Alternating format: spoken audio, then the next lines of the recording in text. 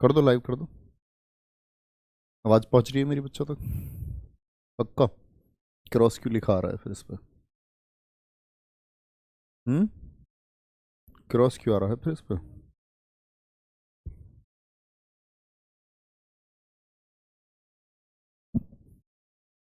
Hello, जय हिंद दोस्तों। मैं नवीन शर्मा आप सभी का स्वागत करता हूं। आशा करता हूं आप सब एकदम अच्छे हैं, एकदम बेहतरीन हैं। सारे प्यारे दोस्त एक बार बताएंगे आप सब कैसे हैं? सारे प्यारे दोस्त एक बार बताओ आप सब कैसे हैं? मनोज बघेल, देवेश, रीना, मोनिका सांगवान, लोकेश, खुशबू, गौरव सिंह, तमन्ना यादव, पूजा यादव, स्वाति कश्यप, सभी लोगों का बहुत स्वागत है। बहुत अच्छे से आप लोग पढ़ रहे होंगे बच्चे। और एक हम लोग पढ़ रहे थे भारत के गवर्नर, गवर्नर जनरल और वायसराय। ठीक है। और वायसराय के बारे में मैंने बताया था आपको कि ये दरअसल में कोई ऐसा टॉपिक नहीं है जिसमें मजा आ जाए, क्योंकि अभी सिर्फ हम घटनाक्रम याद कर रहे हैं। जब हम इन घटनाओं को पढ़ेंगे तब मजा आएगा। लेकिन मैं अभी आपको एक छोटा सा ओवरव्यू दे रहा था कि ये घटनाएं किसके टाइम पे हुई हैं, क्योंकि यहां से डायरेक्टली प्रश्न पूछा जाता है। जब मैं उस घटना को बताऊंगा तो मैं आपसे प्रश्न करूंगा कि भी मुझे बताओ उस समय वायसराय कौन था, तो आपको उत्तर देना होगा। वैसे ही चेम्सफोर्ड के टाइम पे मैंने कल आपको बताया रॉलेट एक्ट वगैरह। रॉलेट एक्ट आया, लखनऊ पैक्ट हुआ, खिलाफत आंदोलन हुआ, असहयोग आंदोलन शुरू हुआ, जलियांवाला बाग हत्याकांड 13 अप्रैल 1919 हुआ। ये सारी घटनाएं हम पढ़ेंगे, बड़े जबरदस्त तरीके से पढ़ेंगे, जीवंत तरीके से पढ़ाऊंगा, लाइव एकदम। रीडिंग 1921 से 26 तक है। और रीडिंग के टाइम पे क्या क्या हुआ आप सोचो भी, अंदाजा लगाओ कौन कौन सी घटनाएं। तो असहयोग आंदोलन के बाद में क्या हुआ था? चोरी चोरा कांड। चोरी चोरा कांड के द्वारा ही गांधी जी ने क्या कर लिया था? असहयोग आंदोलन को वापस ले लिया था। तो 4 फरवरी 1922 तो किसका कार्यकाल हो गया है? रीडिंग का। क्या हुआ था यहाँ? चोरी चोरा कांड, उत्तर प्रदेश के गोरखपुर में।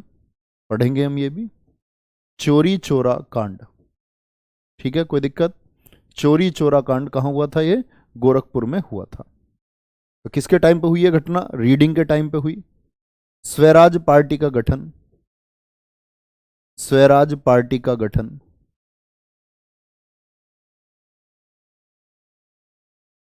तो दरअसल में देखो हुआ क्या, यहां असहयोग आंदोलन मैंने आपको बताया, ब्रिटिश शासन के खिलाफ गांधी जी ने चला दिया क्या? असहयोग आंदोलन को। गांधी जी को दिख रहा था असहयोग आंदोलन उतना सफल नहीं हो पा रहा है जितनी सफल होने का उन्होंने सोचा था। तो कुछ विशेषज्ञों का यह कहना कि गांधी जी तो मौका ढूंढ रहे थे कि इस आंदोलन को कब खत्म कर सकूं मैं। मौका मिला, यहां चोरी चोरा कांड हुआ।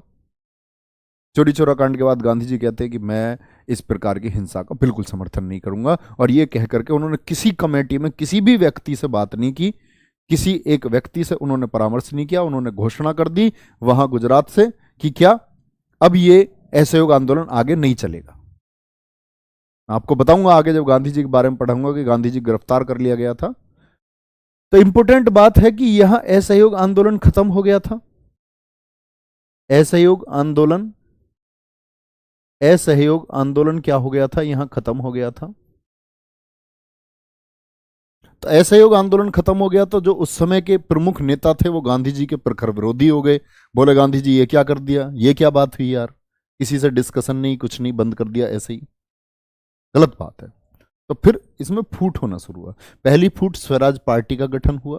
कब हुआ? 1923 में। दो व्यक्तियों ने किया था, मोतीलाल नेहरू, जवाहरलाल नेहरू के पिता थे मोतीलाल नेहरू, और सुभाष चंद्र बोस के गुरु। कौन थे वो सुभाष चंद्र बोस जी के गुरु? चित्तरंजन दास। फिर एक क्रांतिकारी पार्टी बनकर के उभरी थी, चित्तरंजन दास।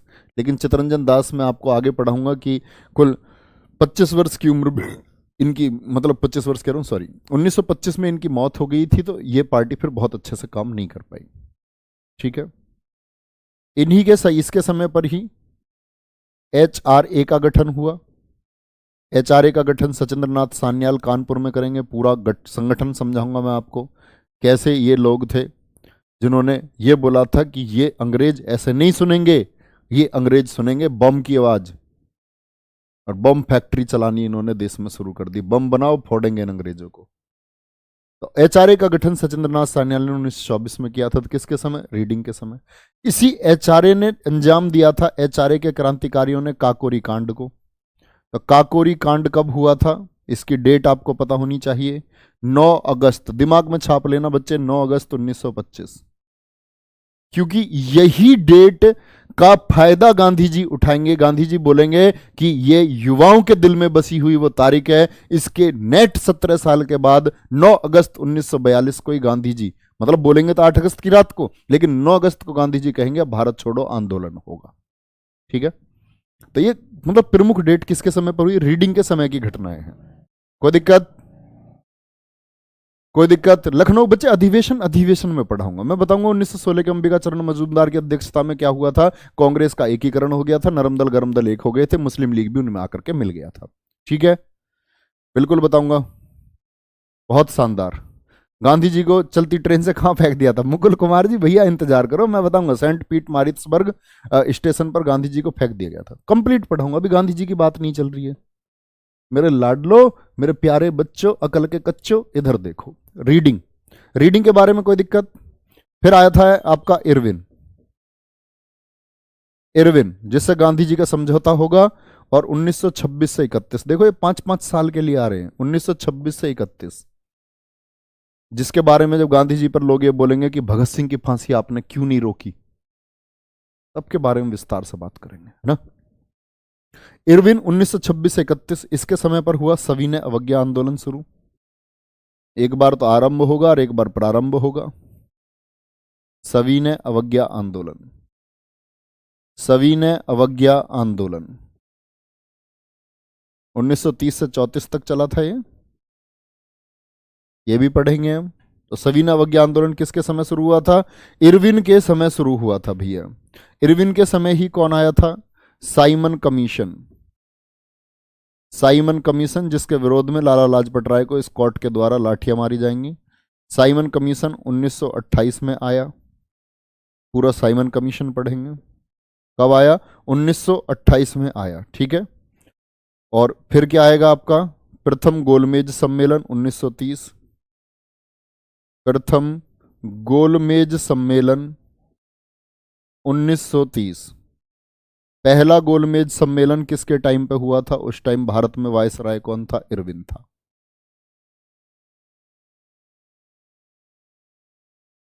बहुत बढ़िया, कोई बात नहीं बच्चे, कोई बात नहीं। चलो, बहुत शानदार। ठाकुर लकी सिंह जी बहुत बहुत धन्यवाद बच्चे। देखो यहां देखो, इधर क्या बोला मैंने? इरविन के टाइम पर प्रथम गोलमेज सम्मेलन हुआ। इरविन से ही गांधी जी 11 सूत्रीय मांग करेंगे यंग इंडिया पत्र में, वो भी हम बात करेंगे सारी आगे। इरविन के बाद में फिर आएगा विलिंगडन। कौन आया? विलिंगडन। और विलिंगडन कब से कब तक? ये अगले 5 साल, 1931 से 36। तो सोचो कौन कौन सी घटनाएं हुई होंगी। जैसे प्रमुख घटना है आपका सेकंड गोलमेज सम्मेलन, मुंबई वहां होते थे, आपके लंदन में, लंदन में राउंड टेबल, जो ब्रिटेन के अधीन देश थे उन सबको बुलाते थे ये समीक्षा करने के लिए। सेकंड गोलमेज और थर्ड गोलमेज किसके टाइम पर हुए? ये विलिंगडन के टाइम पर हुए। एक्ट पढ़ने शुरू कर दिया आप लोगों ने पॉलिटी में? नहीं। तो आप जब 1919 का अधिनियम पढ़ोगे तो ये बात आप जानोगे कि साइमन कमीशन क्यों आया था भारत में। 1919 का जो मॉन्टेग्यू चेम्सफोर्ड अधिनियम था उसकी समीक्षा करने के लिए आया था, रिपोर्ट तैयार करने के लिए, उसके क्या हुआ है, क्या उसके ड्रॉबैक्स आउटकम्स मिले हैं, क्या उससे फायदा हुआ है। ठीक है भैया। और यहां याद रख लेना, दोबारा सविनय अवज्ञा आंदोलन जो शुरू हुआ, पहली बार तो मैंने बोला ना 2 बार होगा, आपसे पूछे सविनय अवज्ञा आंदोलन दोबारा, दोबारा सविनय अवज्ञा आंदोलन। एक बार बंद पड़ जाएगा ये जब गांधी इरविन समझौता हो जाएगा, है ना, 6 अप्रैल 1931 को। और उसके बाद में क्या होगा? बहुत बढ़िया, बहुत शानदार। हिंदी आयुष्मान बैच में ऐड कर दे बच्चे। हिंदी का सिलेबस पूरा तो हो चुका आपका है? नहीं हुआ? बताओ आप। चलो भाई, सेकंड गोलमेज सम्मेलन, दोबारा सविनय अवज्ञा आंदोलन, और इसी के समय पर पॉलिटी का रीड जिससे सबसे ज्यादा अनुच्छेद लिए गए, भारत शासन अधिनियम 1935 इसी के समय पर आया। भारत शासन अधिनियम 1935। संविधान में आप लोगों ने पढ़ा होगा कि अधिकतम हमारे अनुच्छेद मतलब 292 के करीब अनुच्छेद कहाँ से लिए गए हमारे, ये भारत शासन अधिनियम से एज इट इज उठा लिए गए। तो क्या बोलते हैं, विलिंगडन 1931 से 36। कोई दिक्कत? तो भारत आजाद होने वाला है। इसके समय पर और कुछ हुआ भैया विलिंगडन के टाइम पर? हाँ, पूना पैक्ट 1932 का। क्या? पूना समझौता। पूना पैक्ट हम पढ़ेंगे। गांधी जी और अंबेडकर के मध्य हुआ था। गांधी जी और भीमराव अंबेडकर जी के मध्य किस बात को लेकर के हुआ? जो आरक्षित सीटें थी उनकी संख्या। गांधी जी मना करते थे कि नहीं मैं आरक्षण के खिलाफ हूं, मैं अपनी जान दे दूंगा, इस तरह से हुआ तो कुछ, लेकिन जरूरी था, उस समय समय की स्थिति थी। और बाद में गांधी जी मान भी गए, विरोध हुआ तो। ठीक है, तो पूना पैक्ट 1932 ये किसके टाइम पर हुआ भैया? विलिंगडन के टाइम पर हुआ। किसके टाइम पर हुआ? विलिंगडन के टाइम पर। फिर आया एक Linlithgow. Linlithgow Delhi police constable पूछा हुआ क्वेश्चन पिछले ही वर्ष। क्या पूछता है कि भारत छोड़ो आंदोलन के समय, भारत छोड़ो आंदोलन के समय, भारत छोड़ो आंदोलन के समय, क्योंकि भारत छोड़ो आंदोलन हुआ 1942 में, तो इसका कार्यकाल कितना था? अभी से 5 साल के नहीं है, ये था 7 साल के लिए, 1936 से 43। तो भारत छोड़ो आंदोलन के समय यही था। और जो सेकंड वर्ल्ड वॉर होगा, सेकंड वर्ल्ड वॉर 1939 से 45 हुआ, इसके टाइम टाइम पे शुरू हुआ द्वितीय विश्व युद्ध। ये क्या घोषणा कर देगा कि जो इंडियंस हैं वो सेकंड वर्ल्ड वॉर में हमारे साथ है, किसी से बगैर सलाह करे। गांधी जी उस टाइम देश के लीडर थे, गांधी जी ने कहा भाई हमसे क्यों नहीं पूछा? तो गांधी जी नाराज हो जाएंगे। तो गांधी जी की नाराजगी को दूर करने के लिए फिर क्या आया था? इन्होंने बोला था कि गांधी जी को मनाना जरूरी है, तो फिर क्रिप्स मिशन आया था, मतलब भारतीयों का सहयोग प्राप्त करने के लिए आया था सेकंड वर्ल्ड वॉर में। क्या? क्रिप्स मिशन 1942 पढ़ाऊंगा मैं आपको। क्रिप्स मिशन क्यों आया था? सेकंड वर्ल्ड वॉर में भारतीयों का सहयोग प्राप्त करने के लिए। तो क्रिप्स मिशन क्यों आना पड़ा? किलिनलिथगो की घोषणा की वजह से और गांधी जी की नाराजगी की वजह से। इसी के टाइम पे फॉरवर्ड ब्लॉक, जब मैं कांग्रेस के अधिवेशन बताऊंगा ना बच्चे आपको, तो उस समय मैं आपको बताऊंगा कि सुभाष चंद्र बोस 2 बार कांग्रेस के अध्यक्ष बने, 1938 और 1939। 1938 में बने थे कहाँ? आपके हरिपुरा गुजरात में, और 1939 में त्रिपुरी मध्य प्रदेश में। लेकिन गांधी जी के विरोध के चलते हुए, क्योंकि गांधी जी के फेवरेट कैंडिडेट पट्टाभी सीतारमैया को उन्होंने हरा दिया, तो गांधी जी की जो राष्ट्रीय कार्यकारिणी थी उसने इस्तीफा दे दिया मैक्सिमम सदस्यों ने। तो इन्होंने बोला ठीक है जी मैं ही छोड़ देता हूं, आप क्यों बेवजह परेशान होते हो? तो गांधी जी की नाराजगी के चलते इनको छोड़ना पड़ा, है ना। तो फॉरवर्ड ब्लॉक का गठन सुभाष चंद्र बोस ने किया था 1939 में, अपनी अलग पार्टी बनाई थी उन्होंने। ओके, चलो। थर्ड वर्ल्ड वॉर हो सकता है क्या? बिल्कुल हो सकता है बच्चे, क्या दिक्कत है? क्या दिक्कत है? क्यों नहीं हो सकता? जब फर्स्ट और सेकंड हुए तो थर्ड हो सकता है बिल्कुल। चलो, वेवेल, वेवेल, रूस और यूक्रेन मत लिखो बच्चे, जो समझा रहा हूं यहां वो समझो। 1943 से 47। तो वेवेल के समय होगा शिमला समझौता 1945 में, 22 प्रतिनिधि बैठेंगे, मुस्लिम भी और हिंदू भी। शिमला समझौता किसके समय पर हुआ था? पढ़ेंगे हम शिमला समझौता। भारतीयों का मतलब प्रशासन के लिए ही इसमें बातें की गई। 1945 किसके टाइम पर हुआ? वेवेल के टाइम पर हुआ। वेवेल के बाद में कौन आया आपका? तो जब भारत आजाद हुआ उस समय कौन था? Mount baton. माउंट बैटन स्वतंत्र भारत का प्रथम गवर्नर जनरल। अब इसको गवर्नर जनरल बोलने लग जाएंगे। ये कब है? स्वतंत्रता के समय।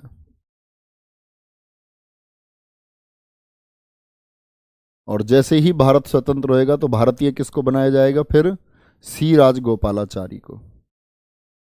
ये प्रथम भारतीय हैं। ये सारी बातें मैं आपको लिखा चुका हूं।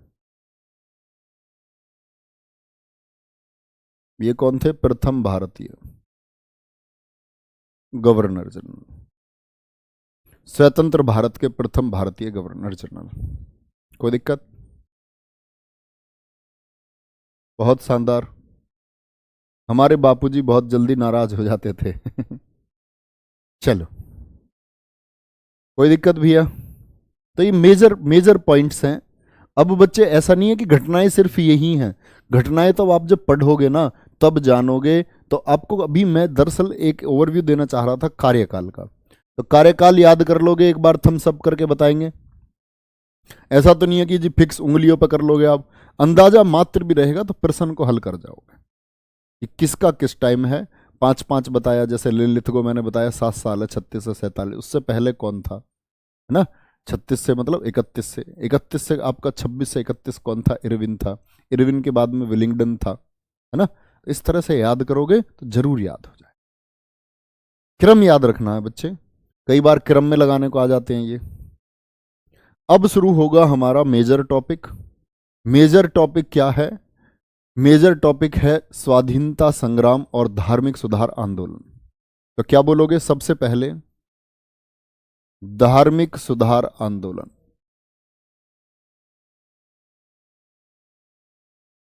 टॉपिक बनाओ अपना, धार्मिक सुधार आंदोलन।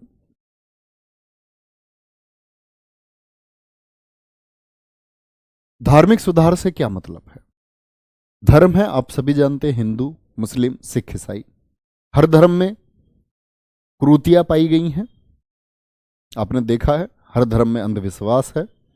सती प्रथा जैसे अंधविश्वास हमारे यहां भी थे। पति मरा, महिला को चिता पर जिंदे बैठा दिया। ये सही था या गलत था? गलत था। छोटी छोटी बच्चियों की शादी कर दी जाती थी। ये गलत था, सही था, गलत था। विधवा को एक बहुत ही हे दृष्टि से, निम्न दृष्टि से देखा जाता था और समझते थे कि अगर ये सती नहीं हुई, सती प्रथा के बाद में दिक्कत हुई, सती पर तो लोग लग गई, लेकिन लोग फिर विधवा को इज्जत नहीं देते थे। विधवा को बड़ी गलत दृष्टि से देखा जाता था, उसको पाप समझा जाता था कि ये जिंदी है तो ये पाप है। बड़ी मतलब ये क्रूतियां थी। तो क्रूतियां थी तो इनमें सुधार होना जरूरी था। और ये जो सुधार हुआ हर धर्म में, इसी को हम बोलते हैं धार्मिक सुधार। धार्मिक सुधार आंदोलन चला। इसके लिए धर्म में जो क्रूतियां बुराइयां थी उनको दूर करने के लिए क्या चला? धार्मिक सुधार आंदोलन। समझ पा रहे हैं धार्मिक सुधार आंदोलन क्या है? किसी भी धर्म की क्रूतियों को दूर करने के लिए चलाया गया आंदोलन धार्मिक सुधार था। इसी को बच्चे हम पुनर्जागरण का नाम देते हैं। पुनः मतलब दोबारा, जागरण। दोबारा जागरण क्यों जी? क्योंकि जब हमारा ऋग्वेद का टाइम था तो मैंने बताया था कितनी अच्छी व्यवस्था थी, ना जात पात था, ना ऊंच नीच थी। एकदम जबरदस्त सिस्टम था ऋग्वेद में। समय बढ़ता गया, व्यक्ति क्या है? पागल होता गया। इन्होंने बोला कि हमें सुधारों की जरूरत है। सुधारों की जरूरत है मतलब पुनः फिर से जागना होगा हमको। तो हमें जो वेदों में अच्छाइयां हैं उनको एक्सेप्ट करना होगा। और वेदों की सत्ता के लिए ही धार्मिक संघर्ष आंदोलन चला, हर धर्म की कमियों को दूर करने के लिए। तो यह इंपॉर्टेंट बात आती है, ये सबसे पहले किसने चलाया? तो लिखना, धार्मिक सुधार आंदोलन के अग्रदूत। लिखना बच्चे, धार्मिक सुधार आंदोलन के अग्रदूत कौन व्यक्ति हैं जिसने इनको सबसे पहले चलाया? कौन है? राजा राम मोहन राय। राजा राम मोहन राय सबसे पहले चलाते हैं। और राजा राम मोहन राय को हम बहुत सारी उपाधियों से बोलेंगे भैया। पहले याद रखना, राजा राम मोहन राय 1772 में जन्म, 1833 में मृत्यु। ठीक है, 1772 में जन्म कहां हुआ था? बंगाल में। और मृत्यु इनकी हुई थी ब्रिस्टल, इंग्लैंड में। वहीं इनकी समाधि भी है। ब्रिस्टल इंग्लैंड में। इंग्लैंड क्यों गए थे जी ये सारी बातें मैं आपको बताऊंगा। ब्रिस्टल इंग्लैंड में जाकर के इनका मन लग जाता है थोड़ा, ब्रिटेन में वहीं रुक जाते हैं अंतिम अपने दिनों में।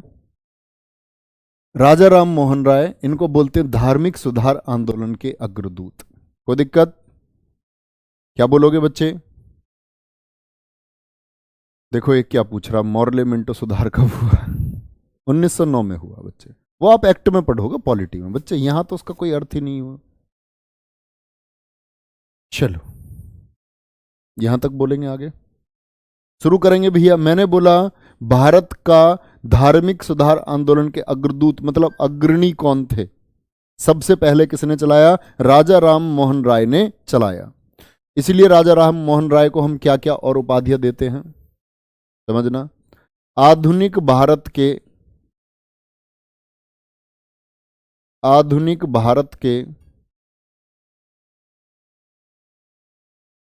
क्या बोलूंगा मैं, इनको हम बोलेंगे आधुनिक भारत, सॉरी के नहीं की बोलो, के बोल सकते हैं कोई दिक्कत नहीं। आधुनिक भारत के निर्माता, मतलब एक भारत जो क्या था हमारा, जिसमें कुरीतियां आ चुकी थी, बुराइयां थी, उसको फिर से रिवाइव किया है, पुनर्जीवित किया है व्यवस्थाओं को। और ये पहल किसके द्वारा की गई? ये की गई आपकी राजा राम मोहन राय के द्वारा। इन्हीं को बोलते हैं हम भारतीय पुनर्जागरण का जनक। पुनर्जागरण, भारतीय पुनर्जागरण का जनक। जब लोग कुप्रथाओं को छोड़कर, बुरी प्रथाओं को छोड़कर के ज्ञान की तरफ बढ़ते हैं, इसको बोलते हैं पुनर्जागरण।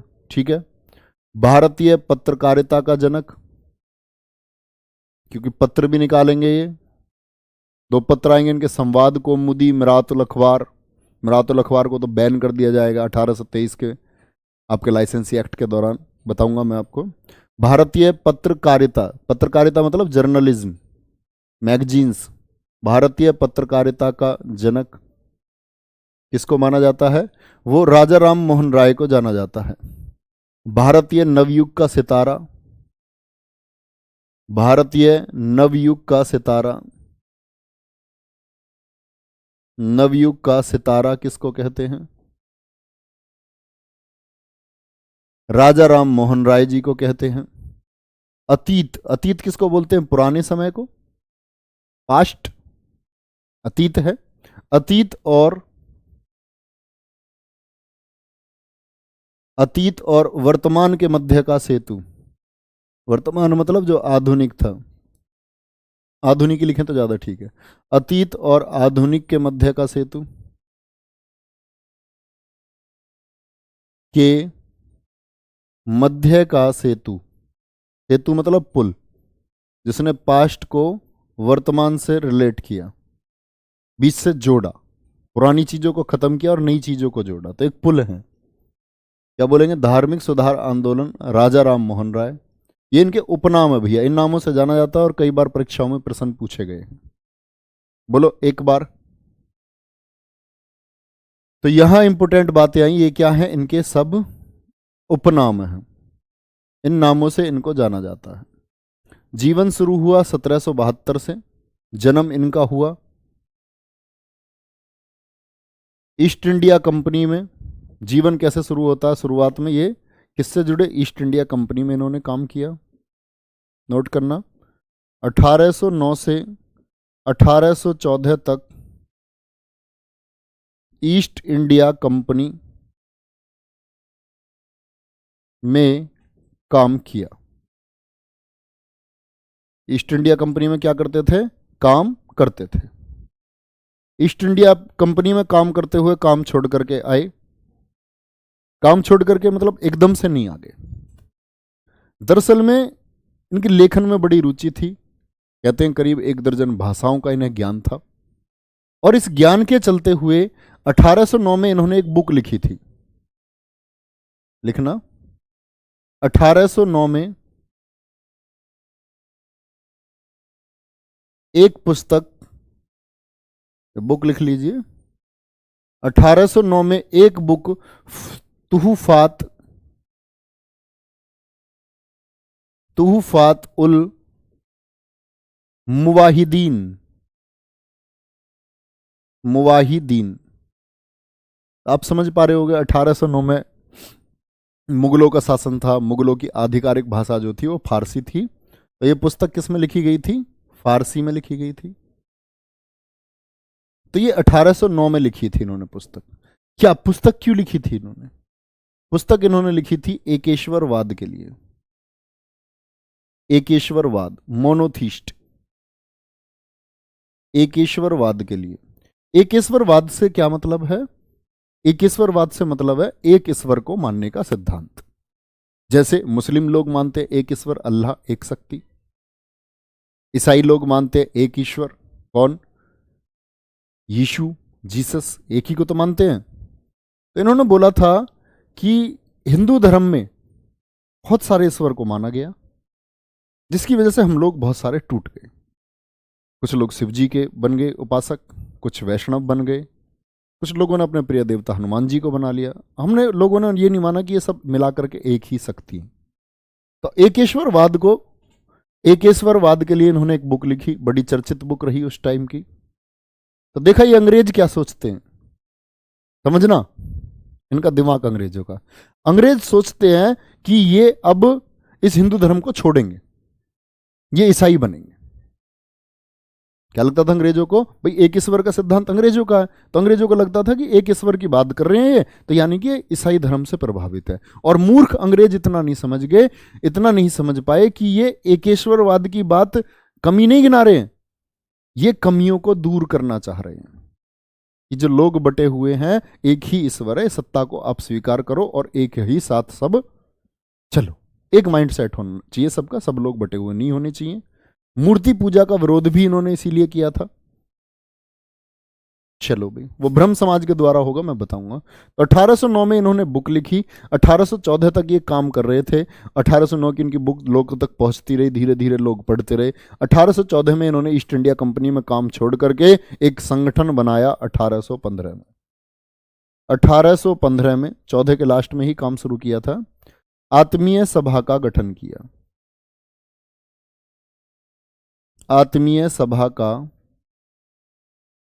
गठन किया। और ये आत्मीय सभा का गठन क्यों किया भैया? ये बनाई थी एकेश्वरवाद के प्रचार के लिए, एकेश्वरवाद के प्रचार के लिए, ठीक है। एकेश्वरवाद के प्रचार के लिए 1815 में आत्मीय सभा का गठन कर देते हैं, और काम भी तुरंत ही 1815 में इन्होंने शुरू कर दिया। चलो भाई, इसके बाद क्या हुआ? इनके समय पर 1817 में Hindu college, Hindu college, Hindu college जिसको प्रेसिडेंसी कॉलेज के नाम से जाना जाता है, प्रेसिडेंसी कॉलेज। शुरुआत में प्रेसिडेंसी कॉलेज नहीं था, शुरुआत में तो हिंदू कॉलेज ही बना था कलकत्ता में, और 1855 में इसका नाम बदला गया था। 1855 में इसका नाम कर दिया गया था presidency college. Hindu college, presidency college की स्थापना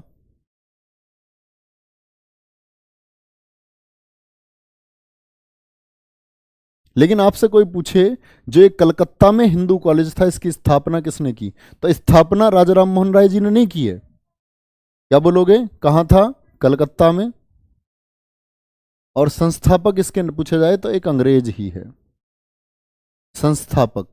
लेकिन उसको प्रेरित जो किया था, उसको ये सब करने के लिए बोला किसने था? वो राजा राम मोहन राय जी ने ही बोला था। संस्थापक हैं इसके डेविड हेयर,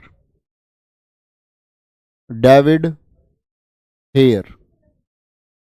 तो किसकी मदद से? जो मदद की थी इसमें दो व्यक्तियों ने, एक तो राजा राम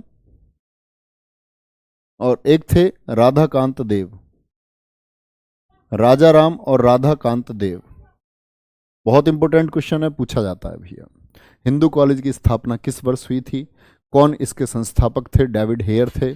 किसके प्रयासों से यह संभव हो पाया? राजा राम और राधाकांत देव के प्रयासों से यह संभव हो पाया, ठीक है। उपाधि राजा की किसने दी? बच्चे पढ़ोगे मेरे दोस्त, इंतजार करो। 1817 में हिंदू कॉलेज की स्थापना हो गई, कोई दिक्कत? कोई दिक्कत भैया इस बात में? तो मैंने तुम्हें बताया था 1815 में जब इन्होंने आत्मीय सभा का गठन किया तो अंग्रेज समझने लग गए कि ये हिंदू धर्म को छोड़ेंगे। तो इन्होंने अंग्रेजों को सोचा बेटा तुम्हें सबक सिखाता हूं। तो 1820 में इन्होंने एक लेख लिखा। 1820 में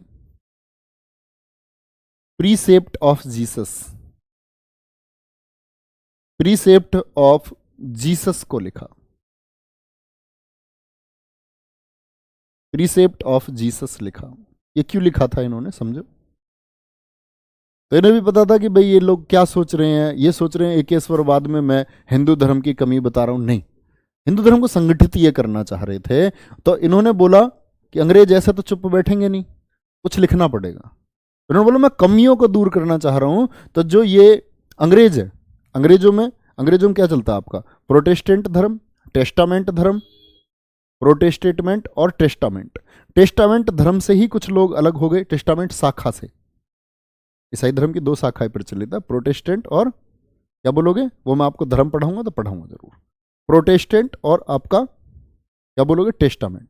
टेस्टामेंट से ही कुछ लोग अलग निकले जिनका नाम था न्यू टेस्टामेंट। तो न्यू टेस्टामेंट्स के लिए उनकी कमियां बताने के लिए लिखी थी न्यू टेस्टामेंट्स। न्यू टेस्टामेंट शाखा के खिलाफ लिखा, शाखा की कमियां लिखी है, देखो शाखा की कमियां लिखी। और अब अंग्रेजों को समझ में आया भैया ये तो कमियों को दूर करना चाह रहे हैं। क्या कमियां हैं? ये तो हमारे में ही कमियां बता रहे हैं, हम तो एकेश्वरवादी हैं, मोनोथीस्ट है। तब अंग्रेजों को समझ में आया। 1820 में क्या कर दिया इन्होंने, 1821 में अपने विचारों तक जनता को पहुंचाने के लिए संवाद कौमुदी को लिखना शुरू किया।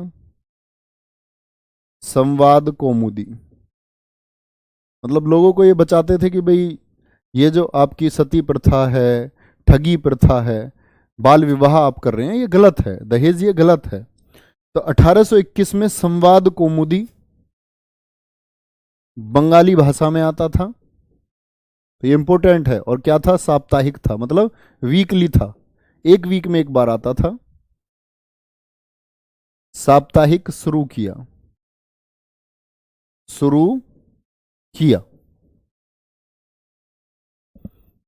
1821 में। तभी इन्होंने क्या शुरू किया था, मिरात उल अखबार। मिरात उल अखबार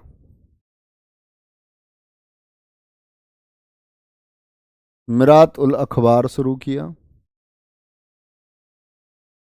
मिरात उल अखबार, मिरात उल अखबार आया था फारसी भाषा में।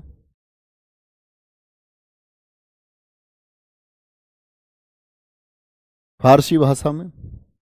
तो मतलब कहते हैं इससे अंग्रेजों को बड़ी दिक्कत हुई। ये भी एक साप्ताहिक था, धर्म के बारे में लिख रहे हैं, इधर प्रीसेप्ट ऑफ जीसस लिख दिया, हमारी कमी बता रहे हैं। तो कहते हैं मिरात उल अखबार को बैन कर दिया गया था।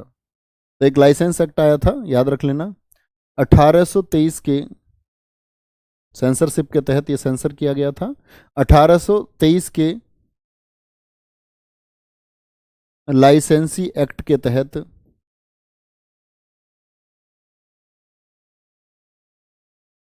जब्त पहला अखबार,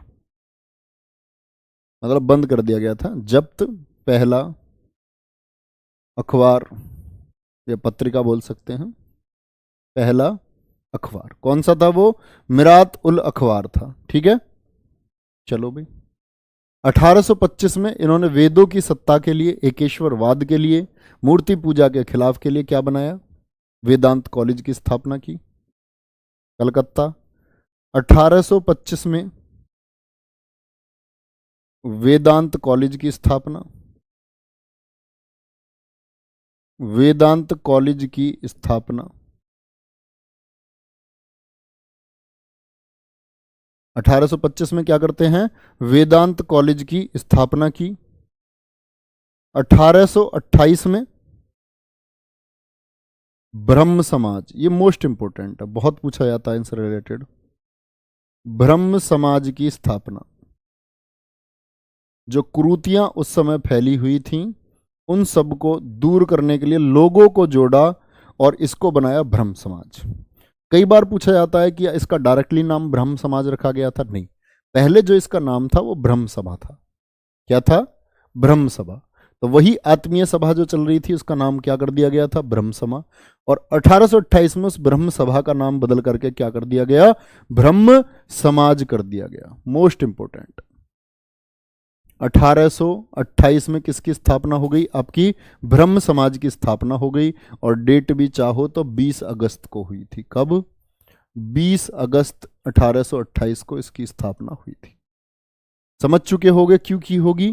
क्रूतियों के लिए। सॉरी, ये क्या हो गया भाई? इसके लिए धार्मिक क्रूतियों को दूर करने के लिए, मूर्ति पूजा के विरोध के लिए। धार्मिक क्रूतियां जैसे कि सती प्रथा थी,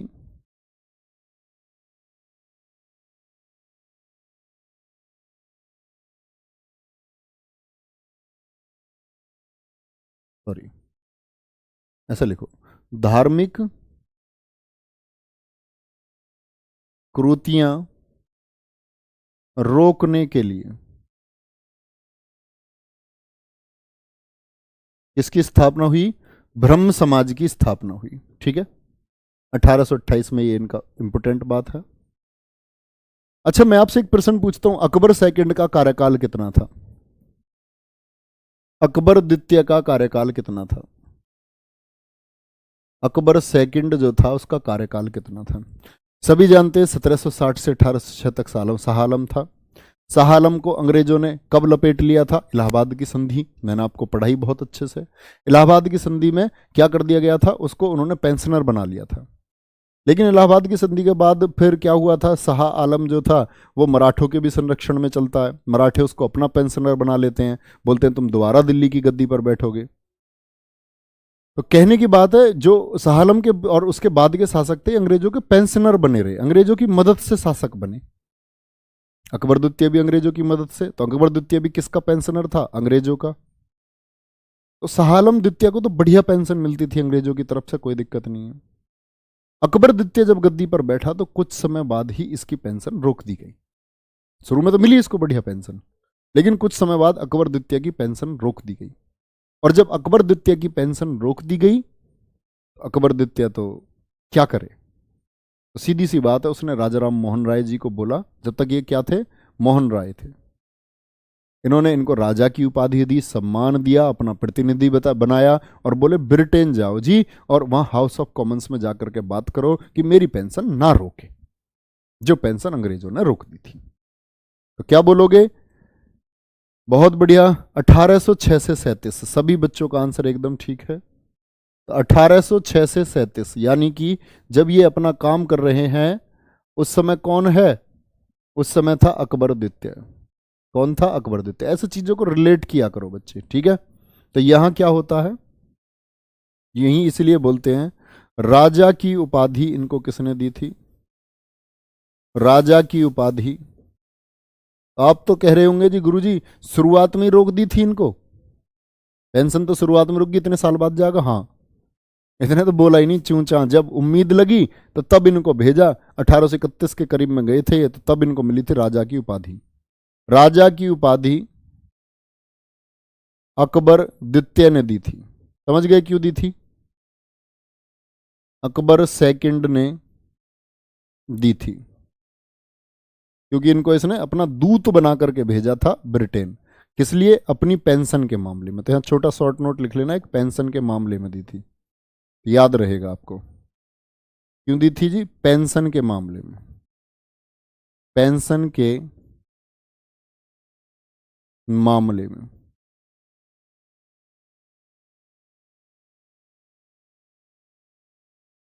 कोई दिक्कत यहां तक की बात में भी है? फिर 1829 का ये समय बहुत इंपॉर्टेंट है। इसी ब्रह्म समाज के प्रयासों के चलते हुए 1829 में सती प्रथा पर रोक लगी। सती प्रथा पर रोक याद है ना? इस समय कौन है जब ब्रह्म समाज की स्थापना हुई?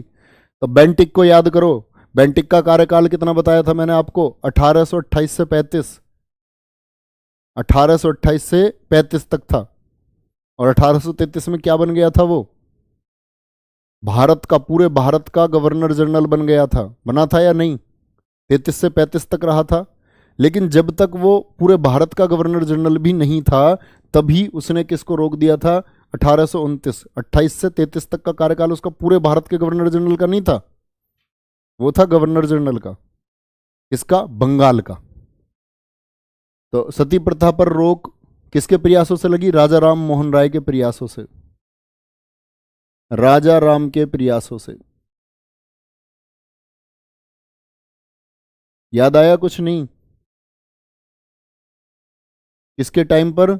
बेंटिक के टाइम पर, बेंटिक के समय पर लगी थी भैया, बेंटिक के समय पर लग गई थी। और सबसे पहले कहां लगी थी ये रोक?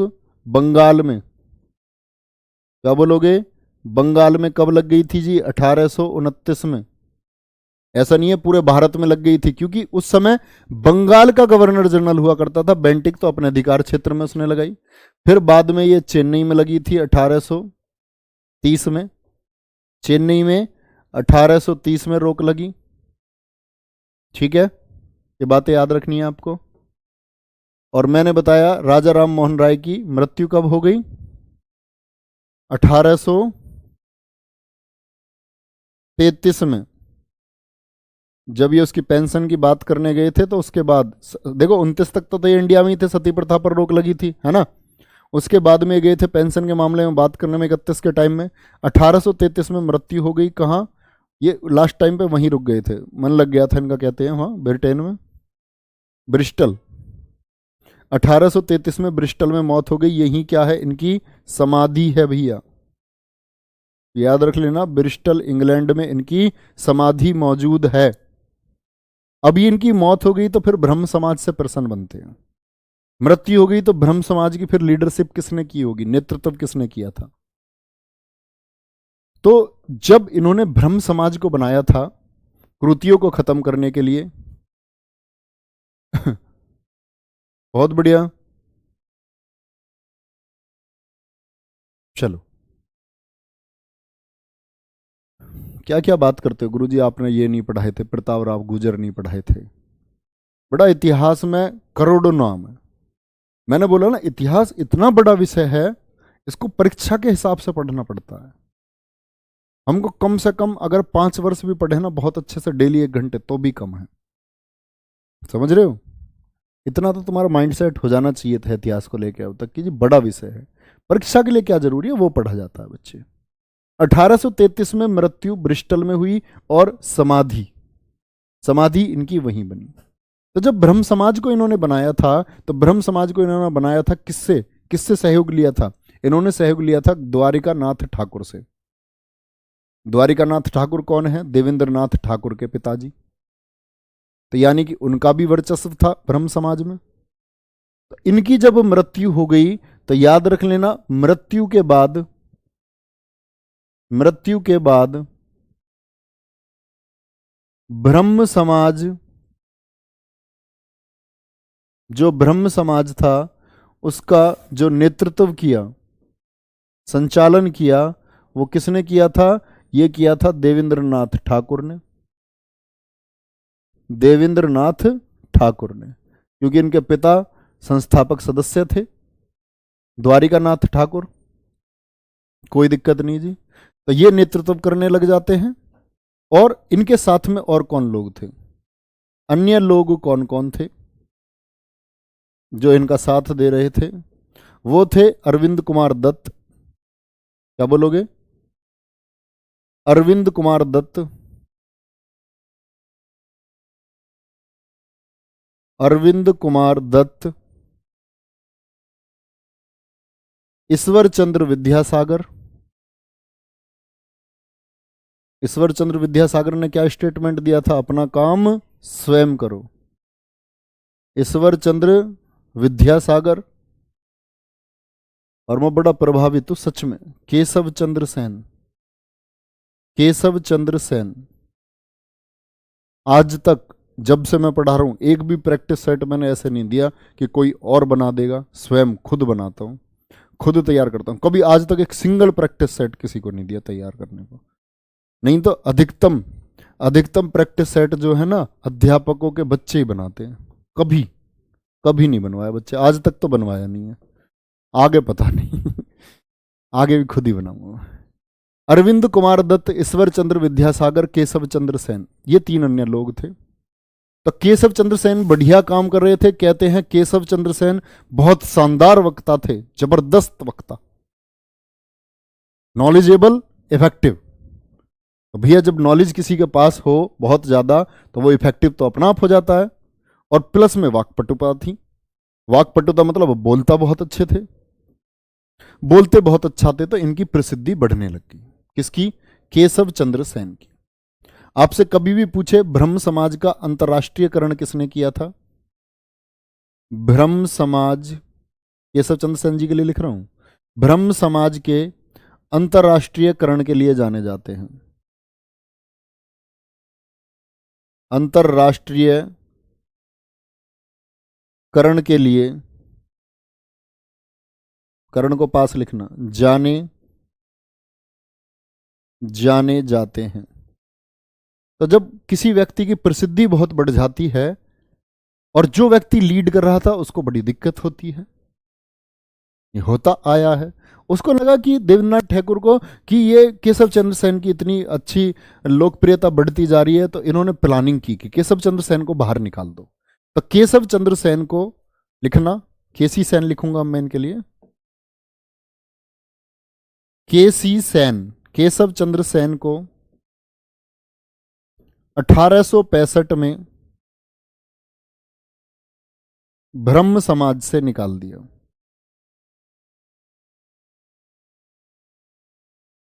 सदस्यता इनकी रद्द कर दी, निकाल दिया।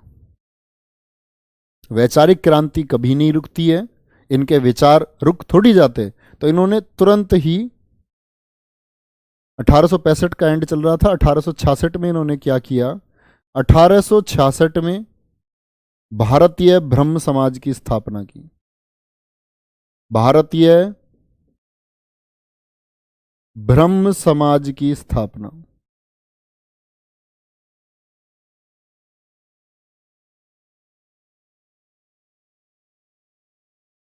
अपने विचारों के साथ। क्या बोलेंगे? लेखपाल के साथ साथ यूपी पुलिस का भी देना है। ये तो यार कोई बात नहीं हुई है, ये क्या बात हुई? बच्चा बेटा सिलेबस तो मिलेगा, आप बताओ खुद ही। सिलेबस आपका लेखपाल का हमने करा दिया, कसर छोड़ी हो कोई तो बताओ गुरुजी ये कसर छोड़ दी।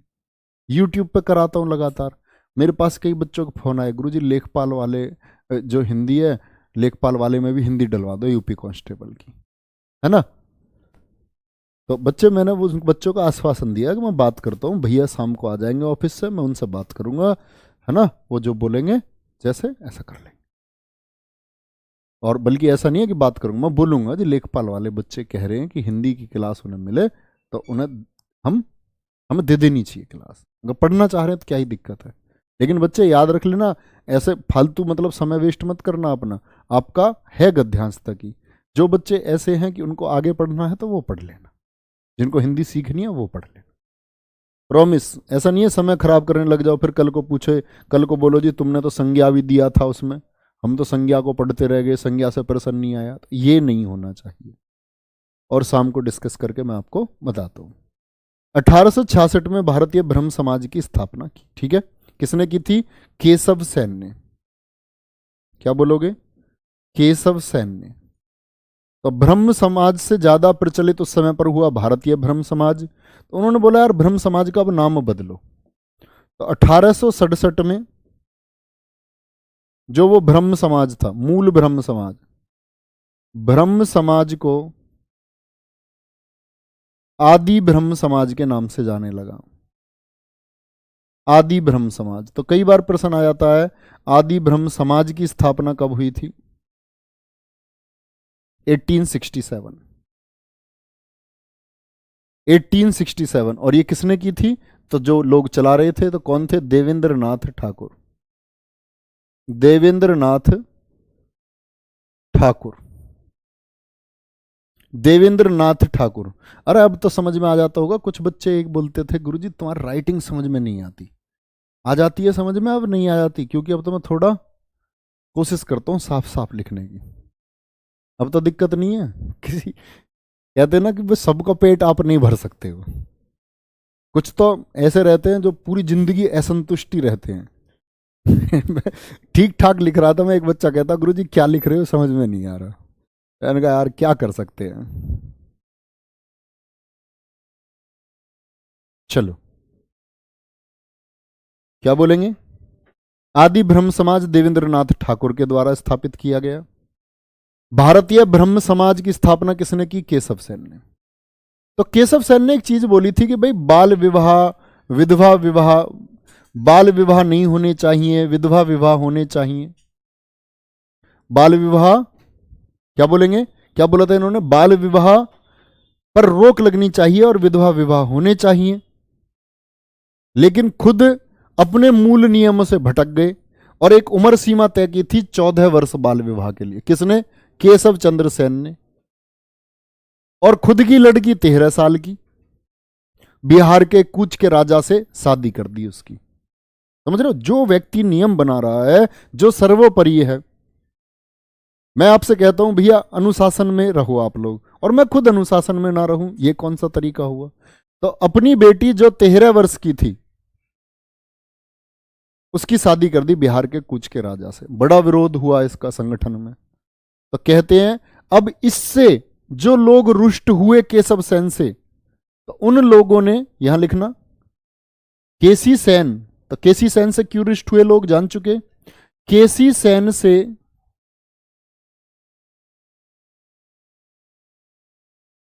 नाराज लोगों ने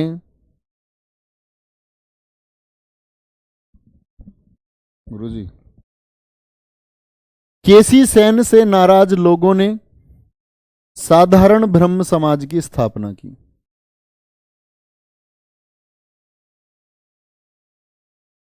सर साधारण ब्रह्म समाज की स्थापना की।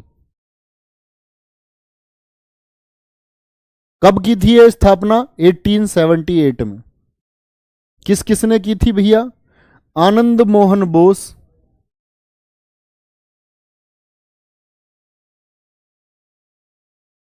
आनंद मोहन बोस और शिवनाथ शास्त्री।